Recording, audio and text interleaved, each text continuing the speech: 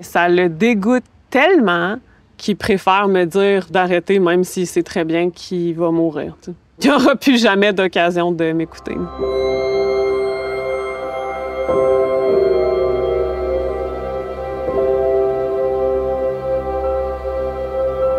Du plus loin que je me souvienne, j'ai toujours bégayé. Ça n'a jamais été automatique pour moi de parler. J'avais l'impression qu'à chaque fois que je bégayais, c'était mauvais, c'était mal. Pourquoi je suis pas capable de juste parler comme tout le monde? C'était juste quelque chose qui m'accompagnait tout le temps. J'avais presque constamment peur à chaque fois que j'ouvrais la bouche, que je bégayais. Mon père était quelqu'un d'extrêmement réservé. J'ai grandi avec cette idée qu'il me parlait peu, entre autres, ou en grande partie parce que je bégayais. Mon père est décédé quand j'avais 16 ans.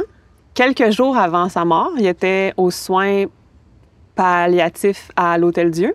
Puis je lui avais écrit une lettre pour lui dire adieu. Il était dans son lit, il pouvait à peine bouger, très, très faible. Puis je commence à lire et je bégayais extrêmement beaucoup. J'étais pas... tu sais, à chaque mot, c'était difficile. Puis après quelques minutes, mon père fait un signe de la main, puis il dit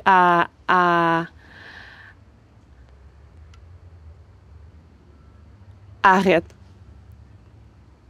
Puis je me souviens, à ce moment-là, j'ai complètement figé. Ce qui m'habitait, c'était... J'avais juste envie de dire « je m'excuse », tu sais. Je m'excuse de même pas être capable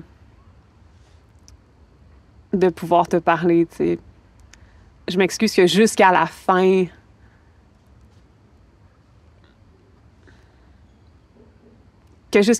j'aurais pas pu ne pas bégayer.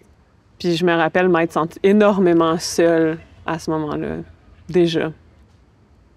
Dans mes études en littérature, j'avais 20 ans et j'avais très envie d'aller faire 2 sessions à l'étranger.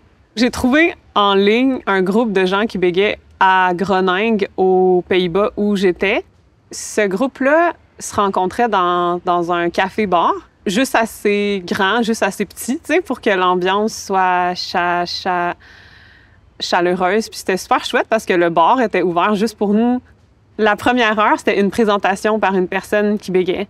Et je parle pas néerlandais. Je comprenais absolument rien. Mais juste de voir cette personne-là, qui était un monsieur de comme 45 ans peut-être, très beau, vraiment digne. C'était la première fois que je trouvais ça attirant, tu sais, chez quelqu'un.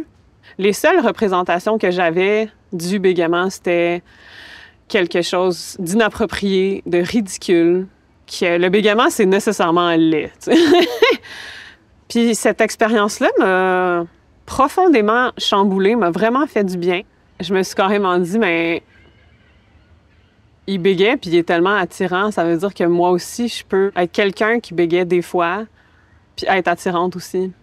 C'est comme si ça m'avait dit, c'est correct. Ce changement de perspective chez moi a énormément impacté qui je suis. Quand je repense au moment avec mon père, je comprends que c'était pas parce qu'il trouvait ça dégoûtant qu'il m'a demandé d'arrêter. Il cherchait peut-être à me protéger, moi, d'une lecture trop difficile dans la forme et dans le fond. Je pense que cette interaction-là a été guérie.